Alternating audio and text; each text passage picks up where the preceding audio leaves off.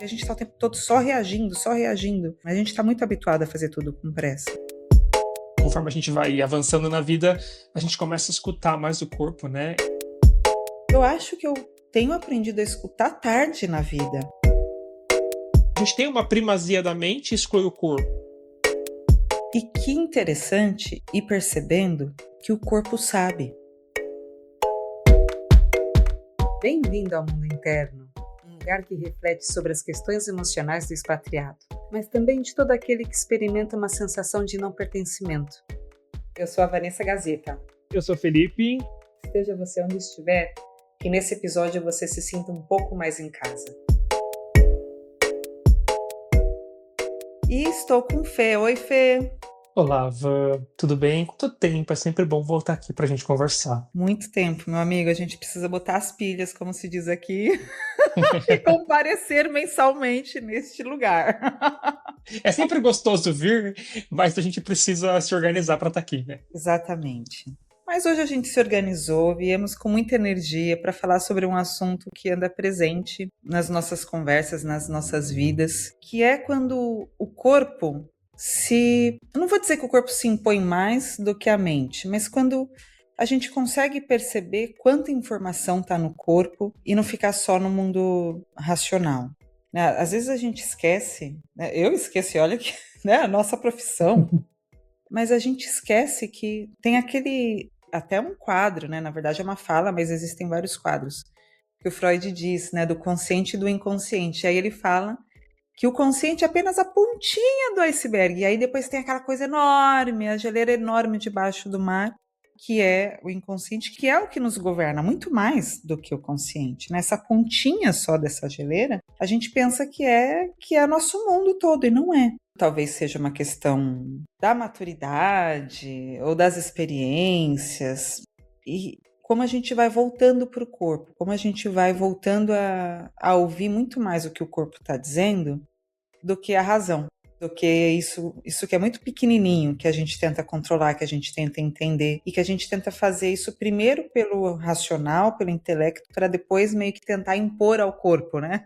E não é assim, né? O corpo está te mostrando o tempo todo. E é um mapa incrível quando você vai aprendendo a escutar, né? E eu acho que eu tenho aprendido a escutar tarde na vida. E eu fico pensando assim que criança, por exemplo, escuta muito mais que a gente, né? Talvez porque a criança brinque, né? E a gente volta a olhar mais para isso depois, quando a gente já está muito maduro, né? Que já tem algumas coisas estabelecidas na vida, que você volta a se permitir brincar um pouco e aí volta a entender certas coisas do corpo.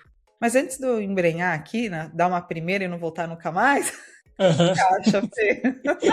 Eu acho que faz todo sentido isso que você falou, né? Da maturidade, conforme a gente vai avançando na vida, a gente começa a escutar mais o corpo, né? E também acho que faz muito sentido que você trazer a criança. Primeiro, porque eu acho que são dois extremos em que o corpo consegue gritar mais. Na criança, porque eu acho que a criança é menos civilizada. E quando eu tô usando essa palavra, eu tô dizendo a parte ruim de ser civilizado, né? Porque pode parecer algo como ser civilizado ser algo bom. Eu tô colocando que não completamente bom, porque essa civilização, que eu tô fazendo aspas aqui, e quem tá ouvindo não tá vendo, né? Essa civilização, ela vai nos encaixotando, nos moldando para alguma coisa. E a criança, acho que ela é menos moldada, por isso ela tá mais suscetível a ouvir. Daí eu acho que a gente perde essa capacidade por conta dessa suposta civilização. E aí, conforme a gente vai envelhecendo, e eu e você estamos na faixa dos 40, né? Eu acho que o corpo vai... Ele vai gritando mais, né? Seja pelas mudanças hormonais, seja pelas dores que vão surgindo, de forma que parece meio impossível não ouvir o joelho, não ouvir o ombro e tudo que está subjacente a essa voz do corpo, né? E aí eu acho que essa faixa intermediária, a gente fica muito preso na mente. É verdade, eu tô aqui pensando quanta coisa eu teria evitado na minha vida se eu tivesse entendido o que minhas costas estavam dizendo sei lá, tenho dor nas costas desde os 17 anos. Fui tocando a vida, né? Até terminar com 2 hérnias de disco e ter que operar, etc. Mas assim, até operar, eu cheguei a parar de andar. Nos últimos meses precedentes da operação, eu já nem andava. Caramba! Nossa, foi um horror. E eu lembro que assim, no último ano, antes de eu ter o diagnóstico que sim, eu sim tinha que operar, como eu lia essa dor nas costas, eu deveria me exercitar ainda mais. O Vamos pro corpo, Pilates, CrossFit, sim, academia. o corpo gritando, para tudo. Né? E eu dizia que eu tinha que trabalhar ainda mais, eu tinha que me exercitar ainda mais. Então, assim, é uma impossibilidade de parar e escutar Uhum. que, né, enquanto não fundiu o motor, eu não parei. E a gente conhece essas histórias, né? A história clássica do executivo que infarta nas férias, né? Quando finalmente para.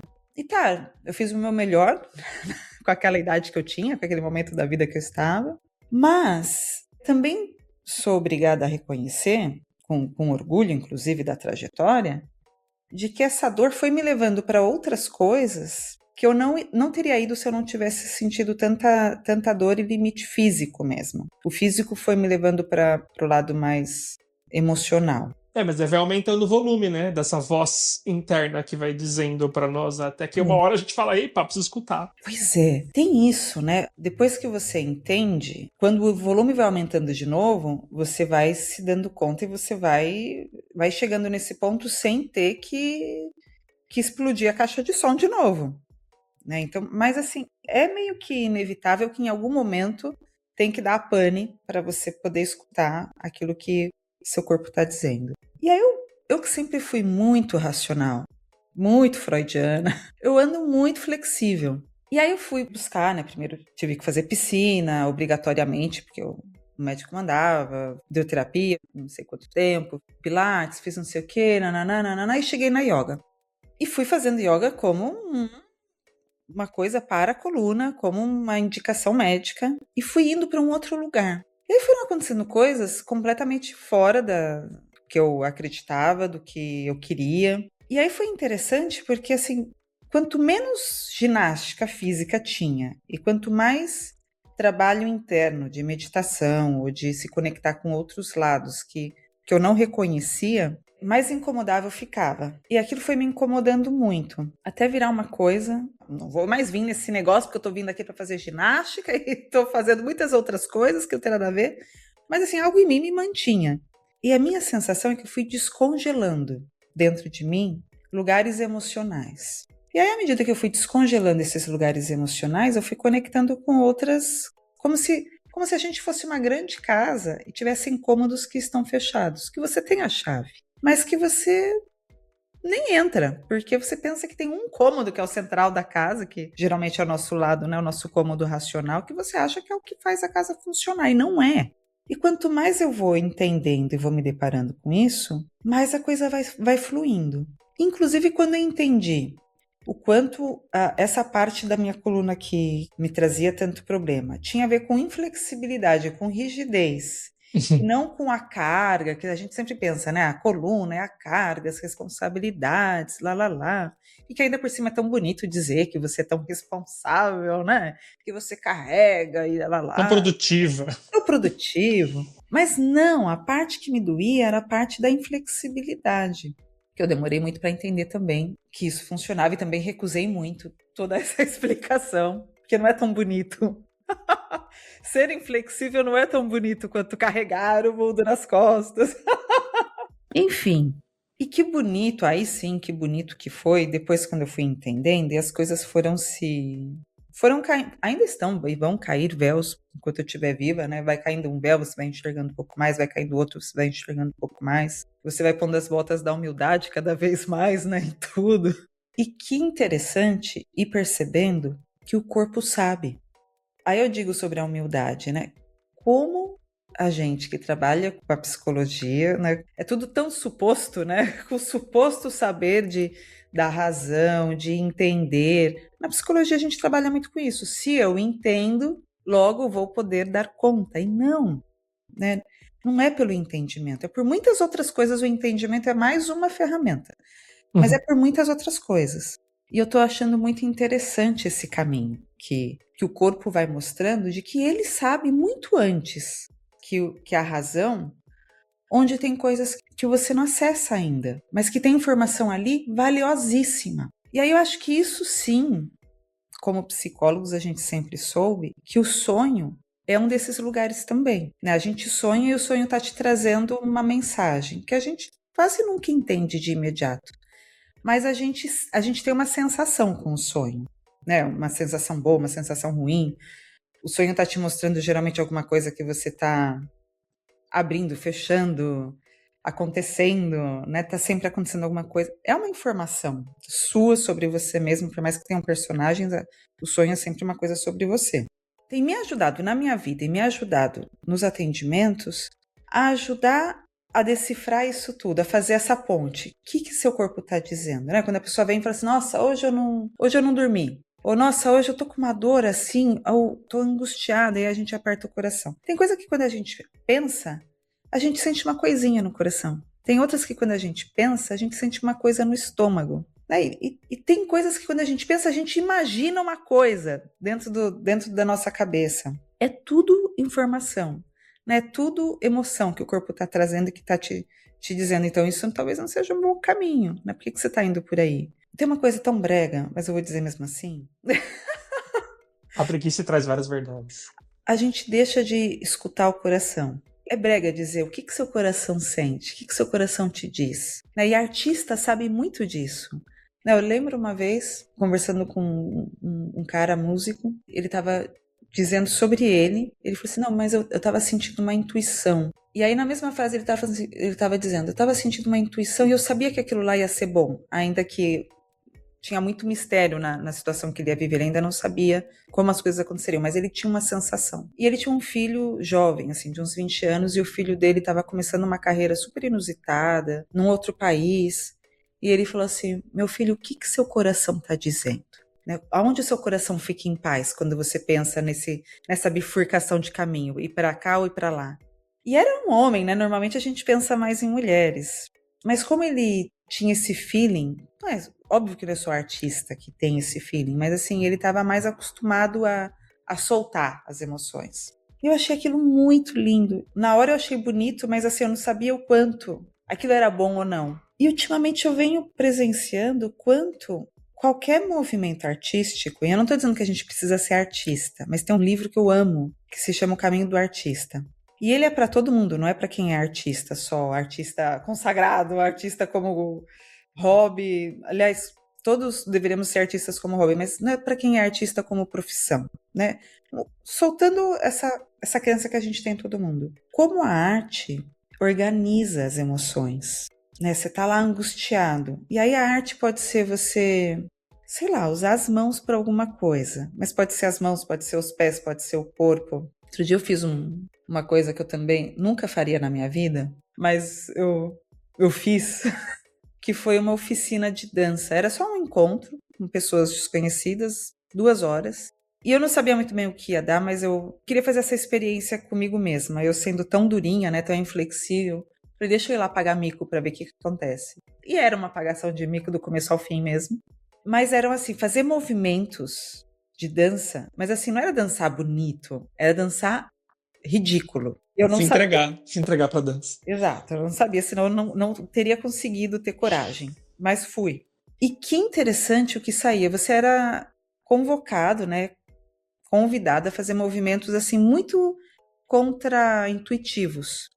Então era a mão para um lado, o pé para o outro, abrir a boca de um jeito muito brega, muito ridículo. Nossa, eu ia brilhar nessa aula, porque eu já sou assim, descoordenado naturalmente. Era uma descoordenação proposital. E quando você sai do óbvio do seu corpo, é incrível essas portas que eu dizia, esses cômodos que você vai abrindo. E era assim, uma pagação de mico total, mas todo mundo estava pagando mico. E aos poucos você vai descongelando. E tá, foram 2 horas de pagação de mico. Como foi interessante o resto dos meus dias depois disso, fora dali, na minha vida normal. Como foram saindo de mim lados meus descongelados também, para falar, para ser, para ocupar o mundo, para ser outros papéis da vida. Que amplitude que eu alcancei, isso eu ganhei por vida, eu acho que isso eu não vou voltar a congelar nesses lugares onde eu descongelei. Que amplitude, que expansão que eu ganhei. eu trouxe para a consciência coisas que estavam, que eram submergidas naquele, né, se a gente pensar nessa cena do Freud, da consciência como só essa pontinha do iceberg, quanto eu pude puxar mais para fora, para a superfície desse mar. A gente tem muita vergonha. Como a gente tem vergonha de ser, né? Como a gente tem vergonha de falar, de expressar, de sentir, e mesmo eu comigo mesma, né? Você com você mesmo. Que interessante quando a gente começa a entrar em contato com o que o seu corpo está dizendo, seja ele, né, numa oficina de dança, seja ele numa meditação, numa brincadeira, brincar com alguma coisa com as mãos, que eu estava brincando, estava dizendo, né, de a arte como um hobby, como uma brincadeira dentro de casa. Lavar louça, acho que pode ser, inclusive, esse lugar, né? Esse lugar lúdico, onde quantas vezes a gente não escuta as pessoas dizerem: eu tô lavando louça e tô pensando, eu tô tomando banho e tô pensando, tô elaborando, tô entendendo. Vou te ouvindo sobre a arte, eu penso muito que a arte é essa interface entre essa experiência mais mental e corporal, né? É. Porque para a psicologia, a gente está avançando num lugar de entendimento de que não existe essa separação, né? A separação que a gente faz mente e corpo, ela é didática, mas ela não é prática, não está acontecendo no mundo real, aqui na nossa experiência. Mas a gente insiste em querer ter essa separação. E aí, eu acho que como a arte, ela é, de fato, essa experiência integrativa, integradora, né, desses universos, talvez seja onde a gente vai destravando mesmo e abrindo a consciência para aquilo que está no corpo, seja por conta das mãos, seja por conta de que a gente está dançando alguma coisa. E aí eu acho que eu fiquei pensando, me assusta um pouco, sabia? A dança, por exemplo. E hoje eu me sinto mais hábil para ir numa oficina como essa que você foi. Mas eu acho que o Felipe da juventude, ele se assustava muito, porque tem uma coisa do corpo que parece que ele não é muito domesticado, né? A mente é mais fácil de domesticar, né? De dizer assim, você tem que pensar tal coisa.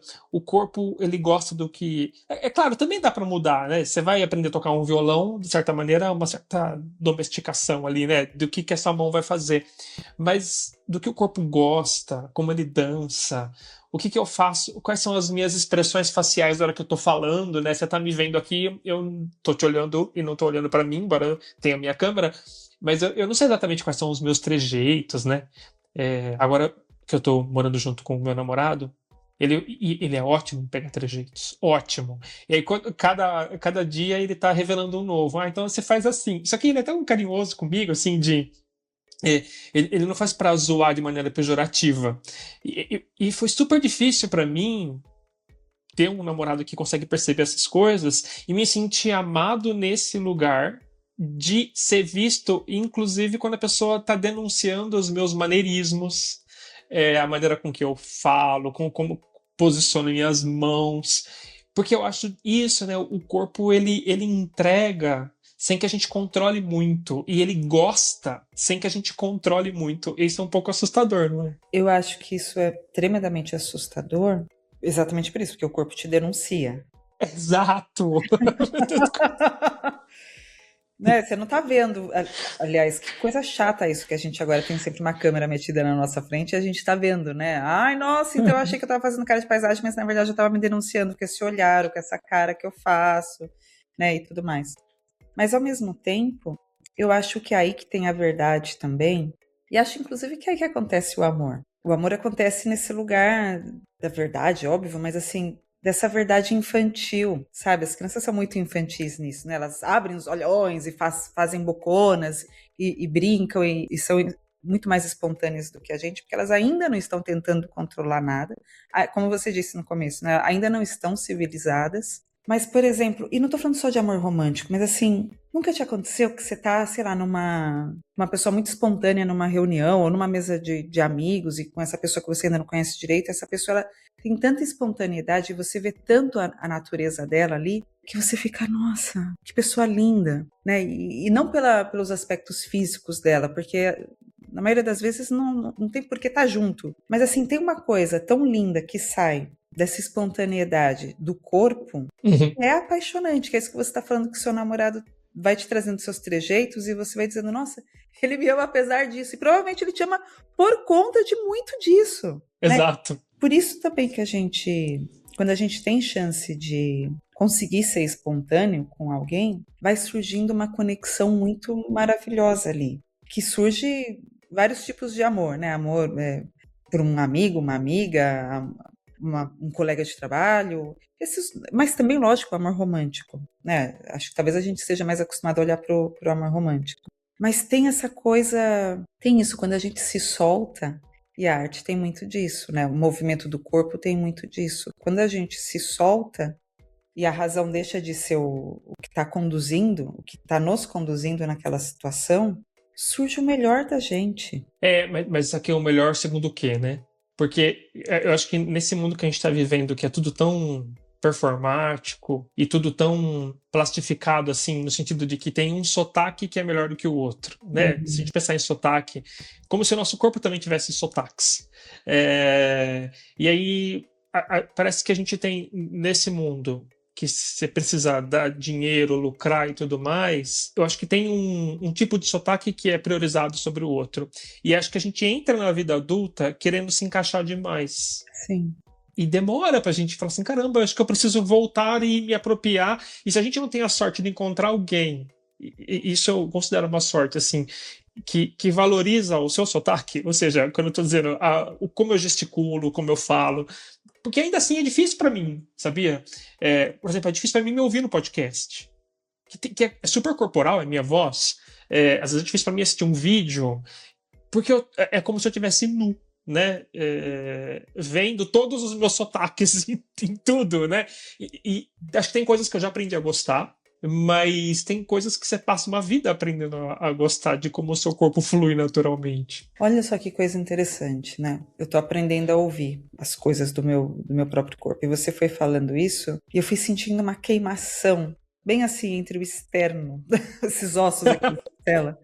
Uma queimaçãozinha lá no fundo. Eu falei assim, nossa, como isso é verdade para mim, né? E como isso é sensível para mim. Porque você foi falando, tem um outro que vai de alguma forma validando. E tem, né? É verdade, é importante ter um outro validando. E eu acho que essa dança a gente vai fazer a vida toda, né? Quando esse outro é qualquer outro e quando esse outro é só o outro que importa, não pode ser todo mundo. Esse outro que me valida não pode ser todo mundo, porque senão a gente vai ficar plastificado, como você está falando. Esse outro tem que ser um outro que eu confio. Esse outro tem que ser um outro que eu sei que é honesto comigo, que está me dizendo isso, que pode até estar me machucando, porque nem sempre o outro está te dizendo, né, coisas boas, mas tem que ser esse outro em quem eu confio, que eu sei que está sendo honesto, que eu sei que às vezes a gente pisa um no pé do outro, porque eu também me projeto nele e ele se projeta em mim, mas que muitas vezes ele faz um espelho. E eu acho que tem momentos em que o outro, o tempo todo o outro é espelho, mas tem momentos em que o outro faz um espelho e que você consegue crescer a partir dali, e aí você vai dar 20 passos sem precisar de espelho. Aí depois você para de novo e vai precisar de novo de um outro espelho, porque aí você começa a ficar inseguro. Você deu 20 passos em terreno novo. Esse passo nesse terreno de quem você está se tornando, tentando sair dessa fase da vida. Quando a gente é criança, a gente é muito espontâneo. E aí você vai aprendendo que para brincar com seu amiguinho, tem horas que você não vai poder fazer o que você quer e nem ser só do jeito que você é, porque isso não vai encaixar. E você vai se encaixando.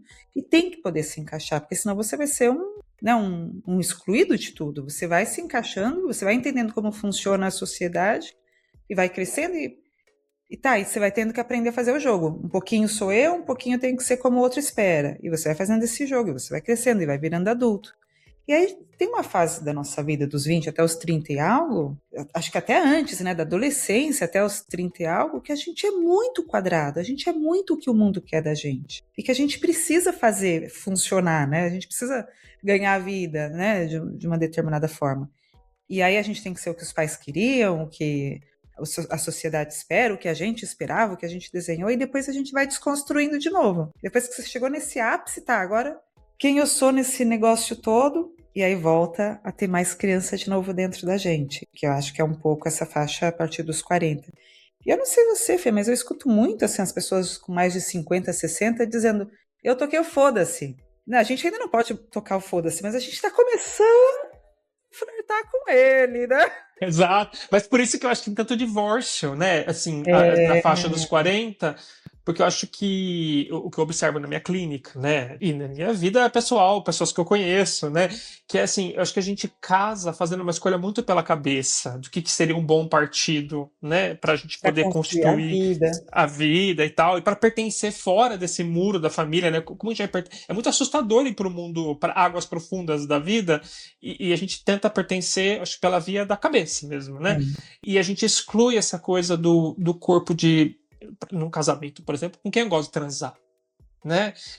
Então é o que no machismo o cara vai falar: é mulher para casar e mulher para transar. E a mulher também é a mesma coisa, né? Esse Sim. cara não é um cara para casar. E aí eu acho que só com 40 O anos pai e dos para meus frente. filhos, né? Esse cara vai ser um bom pai? Vai ser um bom marido? Exato, que é super na cabeça, né? Mas como que ele vai ser um bom pai, um bom marido, se o meu corpo não tá gostando de estar com aquela pessoa? Se eu não tô Sim. tendo, se eu não tô gozando, literalmente, né, de estar com aquela pessoa. Então eu acho que a maturidade, ela traz essa possibilidade de falar assim, tá bom, agora eu já tenho um pouco mais de potência, eu já pago minhas contas, eu já consigo viver sozinho, eu já sei o que é o mundo. Caramba, eu posso escolher alguém também pelo meu corpo, né? Ouvindo, incluindo isso na conversa. E posso também não escolher ninguém e ficar eu com o meu corpo. Acho que talvez isso, num corpo feminino, é muito diferente. Eu posso não escolher ninguém e não estar no lugar de ser escolhida ou não por outro corpo. E o que é que eu vivo com o meu próprio corpo nesse sentido? Ou em muitos sentidos. Porque, falando de corpos, né, todos os nossos corpos, tanto de homem quanto da mulher, a gente sofre a colonização, a gente não consegue escapar Uhum. muito disso. Mas depois, quando você paga as suas próprias contas há algum tempo, como você está dizendo, você começa a pensar, mas tá, então tá, eu não morreria de fome, eu já tenho como me bancar nessa vida, o que mais eu posso bancar? Né, eu posso bancar ser ridículo aqui nessa oficina com essas pessoas estranhas, sei lá, parecer ridícula em outras coisas, eu posso bancar não ser agradável em algumas outras coisas, ou não agradar a todo mundo. Quem eu quero agradar? Né? Por que eu estou fazendo isso? Sair do mecanismo da produção, porque, por exemplo, ficar amassando argila não é produtivo. Mas sabe quem que é a culpa? Vou te contar. Se eu não falei isso já em outros episódios desse podcast, vou contar de quem é a culpa. A culpa é da parábola da formiga e da cigarra. Você lembra dessa parábola? A gente desde que aprende quem que é, entre a formiga e a cigarra, quem que é a boa da história? A A formiga, formiga, que passa que trabalhando. passa Mas trabalhando porque o essa inverno vai história é chegar. capitalista, ela foi inventada no mundo capitalista. A cigarra, coitada, tá lá querendo cantar. E aí e a gente despreza a cigarra, mas a gente tem que valorizar ela, porque de que vale a vida só para fugir do inverno se a gente não puder cantar? Exatamente. Eu estava pensando uma coisa. Eu percebo no meu filho, ele só tem 8 anos. Talvez seja a época que ele está agora, né? Da socialização. Uma necessidade de agradar. Muito forte os companheiros. E aí eu vejo ele pedindo desculpa por coisas que ele tá lá num joguinho e aí de repente ele perde, eles são uma equipe, ele fala, ai, desculpa, ticos. Eu falei, Fernando, ninguém pediu desculpa porque perdeu. E é uma equipe, por que você tá pedindo desculpa? Ele fala, mãe, porque é de bom tom pedir desculpa. Ou seja, ele tá querendo agradar. Uhum. E aí eu tenho dito, e espero que ele esteja me escutando, você não precisa ser outra pessoa para cair bem para as outras pessoas. Seja você mesmo. Seja educado, seja gentil, seja boa pessoa, mas não deixe de ser você mesmo. E eu acho que eu fico tentando dizer isso para mim também. Não deixe de ser você mesmo. Mas eu deixo de ser eu mesmo o tempo todo. O tempo todo a gente precisa caber, precisa encaixar, né? E a gente fica meio pasteurizado, né? Porque é isso, estamos muito pasteurizados, né? Não sentir é uma maneira de estar pasteurizado. O mundo não te dá tempo para você nem descobrir quem você é. A gente nem sabe quem a gente é. Eu não sei quem eu sou o tempo todo. Eu me deparo com uma versão minha. A gente não tem tempo de parar, de contemplar, né? De, sei lá, tomar uma xícara de chá só pensando no seu chá. E agora eu tô falando isso, tô lembrando. Eu tava aqui na sala com meu filho e ele ainda não foi abduzido pela produção, né? Ele chega da escola, a produção dele acabou, ele só quer se divertir. Então ele observa mais o mundo. E aí eu aprendo muito com ele. E eu tava ali fazendo não sei o quê, mas eu estava junto com ele, mas eu não via isso. E ele falou: mãe, olha os patos. E sabe que nem desenho animado, os patos voando em V? Aham. E isso é maravilhoso, porque isso é sinal de que os tempos estão ficando quentes, né? Ainda não, mas assim, os patos estão dizendo que sim. E ele falou: mãe, olha os patos. E ele estava olhando para o céu, minha gente. Dentro da sala, ele estava olhando para a janela, olhando para o céu. E aí ele viu os patos. Você acha que eu estou olhando para o céu? Eu estou olhando para o celular, eu estou olhando para a pia cheia de louça, eu estou olhando para a agenda, eu estou olhando para o relógio. E aí eu pude ver os patos, fiquei feliz, porque eu pensei, vai esquentar se os patos estão chegando. E que coisa, né? Como a natureza, as crianças, os animais, o taoísmo diz isso, né? Aprenda a contemplar. Mas para isso a gente precisa estar sem pressa o tempo todo, a gente precisa abrir lugar na nossa agenda para sentir as coisas, né? E parece um discurso tão babaca, né? Quando eu escuto isso, eu acho, tipo, tá, que rico essa pessoa. Esse cara é rico, né? Esse cara que me... De certa maneira, para parar, né, tem que ter esse privilégio, mas sim. É que eu acho que a gente tá perdendo o artesanal. E eu lembro até de algum amigo que foi fazer alguma viagem na Chapada da Diamantina e ele pegou algum guia. E esse guia, ele, tipo, sei lá, o céu tava limpo, e esse guia falou assim: vai chover. Tá, como você sabe? Porque. Não vou saber exatamente o que ele falou, tá? Mas era assim: porque as formigas estão andando de leste para oeste. Se as formigas fazem isso é porque vai chover. E de fato, no final do dia choveu, né? Então, eu acho que é a mesma coisa do Fernando olhar os patos, que você sai dessa lógica de que a informação vai chegar para nós através da CNN, pasteurizada, pronta, né? Então é o artesanal, é o observar para depois tirar alguma conclusão. Você teve que observar milhares de vezes o comportamento das formigas e dos patos para poder fazer algum entendimento de que o verão está chegando. E eu acho que é isso que falta, assim, porque o corpo. Eu não sei se a gente precisa olhar para o corpo como uma fonte da verdade. Que é claro, o corpo também mente, né? O corpo também exagera. Às vezes não dói tanto assim, mas a gente sente tanta dor.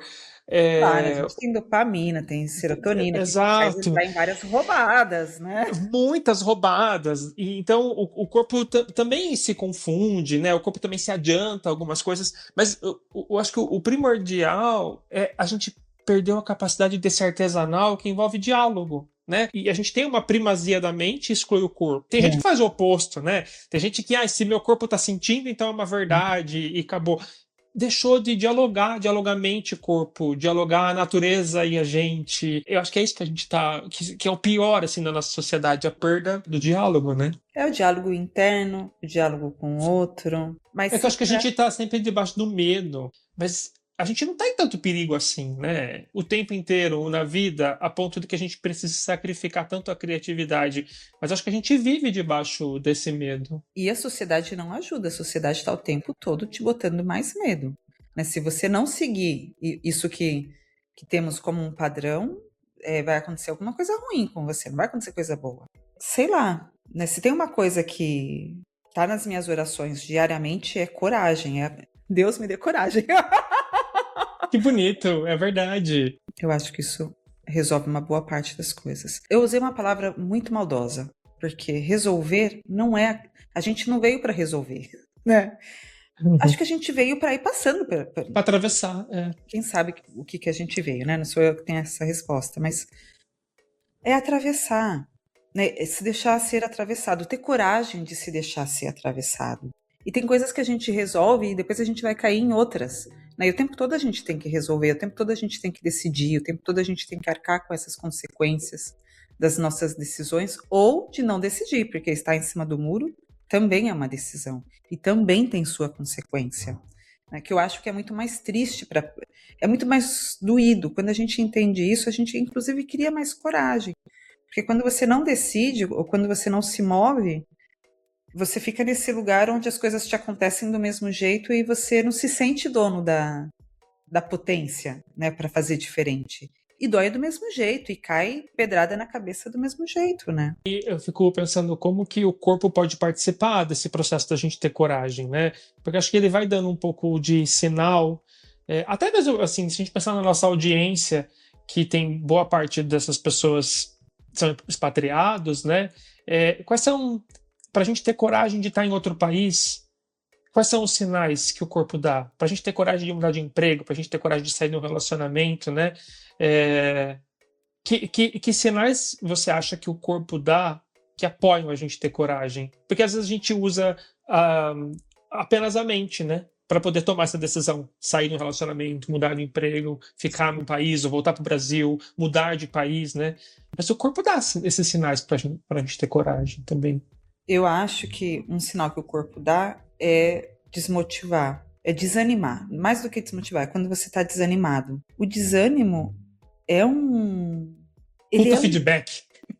Ele é um puta feedback. O desânimo é um puta feedback. Quando você tá desanimado, o seu corpo tá dizendo, não tem motivo aqui para os seus olhos brilharem. E quando o contrário, você tem um projeto que sua razão diz, isso não vai te levar a nada.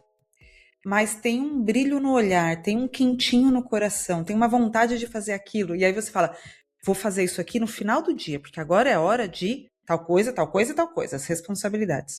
Tudo bem, tem dia que precisa fazer isso, mas assim, não vá apagando o seu fogo, não vai jogando água no seu fogo todo dia. O fogo tem que estar aceso para você digerir, para você viver, para você procriar, para você... Né? Lembra lá nas cavernas, tinha sempre um foguinho aceso lá dentro da caverna. A gente tem que manter nosso foguinho aceso. Isso o corpo sabe, isso o corpo te diz aonde é.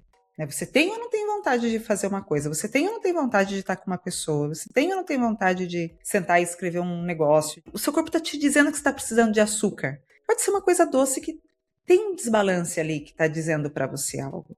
E a gente fica tentando forçar o negócio. Eu acho que tem... O corpo dá várias sensações, várias dicas, né? Mas eu acho que o desânimo é uma coisa que, inclusive, eu consigo identificar nos pacientes. Tem um cinzento no olhar que eu consigo, no olhar e no rosto. Eu não vejo as pessoas, o corpo inteiro, né? Elas não estão de corpo inteiro. Eu tô vendo, normalmente, do ombro para cima. E, às vezes, a gente precisa de um tempo para dizer, olha, tem uma fagulha que não tá acontecendo aí. Aonde é? Porque a pessoa, às vezes, quando ela quer aquilo de verdade, ela se abre, né? Até para falar, né? A pessoa é mais aberta. Dependendo do que ela vai dizendo, mesmo que ela fala que ela quer uma coisa, ela vai se encolhendo para dizer aquilo que supostamente ela quer. Que lindo que é. Quanto mais eu estudo a yoga, mais eu acho legal. Alguns exercícios, né, os de coragem, por exemplo, você abre o peito, os exercícios, né, ou a posição do guerreiro, que é toda esticada, mas tem as posições de abrir o peito. E aí, quando você abre o peito, é você dizendo, eu peito essa situação. A gente até tem frases, né? Vou peitar isso daqui, né? Põe o peito nas balas, né? Tem uma expressão aqui, acho que é em espanhol que fala botar o peito nas balas, né? Tipo, pode atirar que eu boto o peito na frente. Mas você se abre para aquilo. São posições abertas que te dão coragem. Quando você faz isso, nossa, como a vida fica melhor. Né? Não dá só bom, mas a vida fica melhor. Mas quando a gente quer alguma coisa de verdade, às vezes a gente também tem que pagar o preço do risco de não dar bom. Mas fazer essa aposta, quer dizer, é um risco, né? Então, tá, eu vou, entre aspas, morrer por isso, ou viver por isso, né? A recuperação de quando você não agiu com coragem é muito mais sofrida. Porque dá espaço para por que eu não fiz, e por que a culpa é muito pior. Você pode não se sentir responsável, né? Você foi uma vítima. E às vezes sim, às vezes não. Mas a recuperação é muito melhor quando você foi com coragem.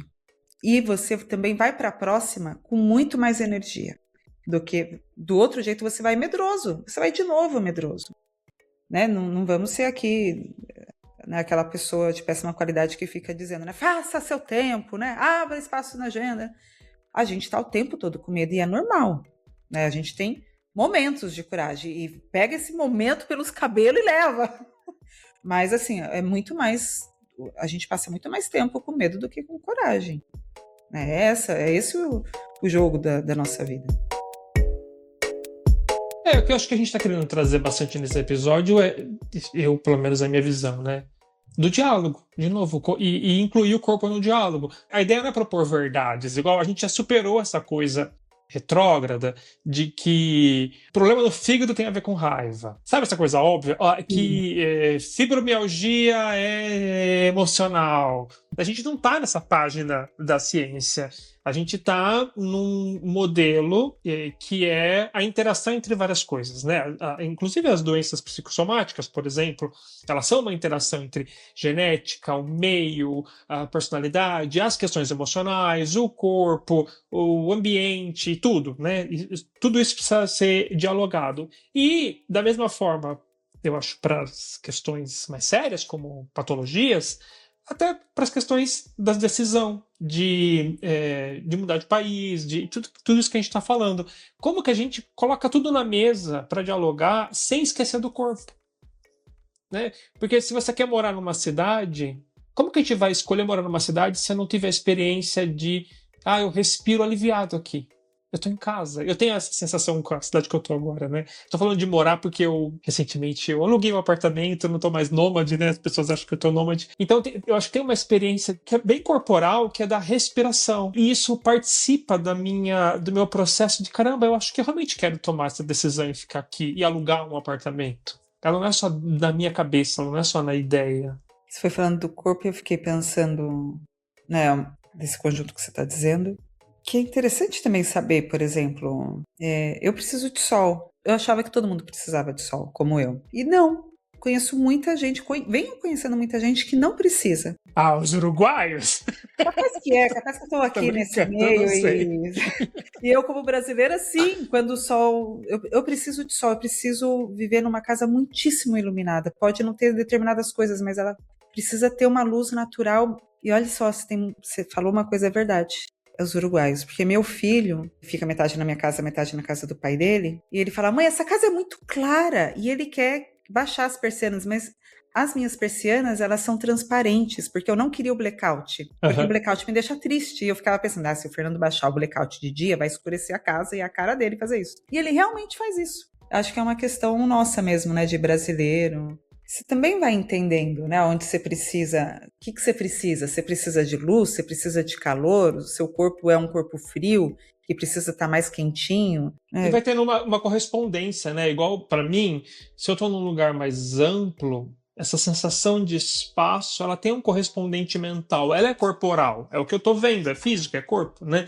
Mas aquilo tem um correspondente da minha sensação de liberdade, de arejado. Você está num lugar apertado, me dá uma sensação de sufoco, de prisão.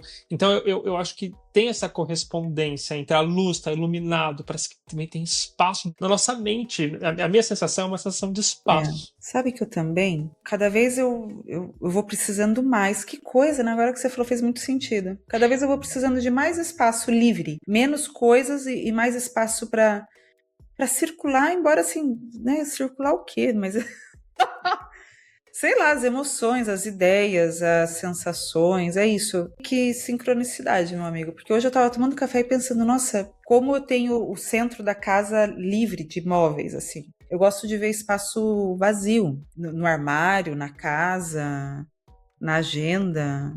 Tem a ver com isso que a gente tá falando desse momento da vida, né? De precisar desses espaços livres para criar, sabe-se lá o quê. Mas precisa desses espaços vazios e até para vir a novidade. Bom, acho que falamos mais como da cobra já, né? Eu acho que esse dá um tema para vários programas sobre o corpo, né? Como o corpo entra para decidir, como o corpo entra em relação à nossa saúde, enfim. Mas talvez tenha um compilado aí, um resuminho para as pessoas pelo menos se interessarem por esse tema e irem atrás por elas. Acho que assim, indo para um lado muito mais flexível que a psicanálise, embora a psicanálise esteja presente em tudo que a gente está dizendo aqui, mas assim, uma coisa que acho que, muitas coisas que ajudam esse entender o corpo, que eu pelo menos amo, eu acho que tem o taoísmo, que é isso do aprender a observar o que está acontecendo à sua volta, né? Olhar para a janela. Ai, não, tá chovendo e eu acabei de pôr roupa para secar, que ódio. Agora já molhou, que ódio. Mas isso, né?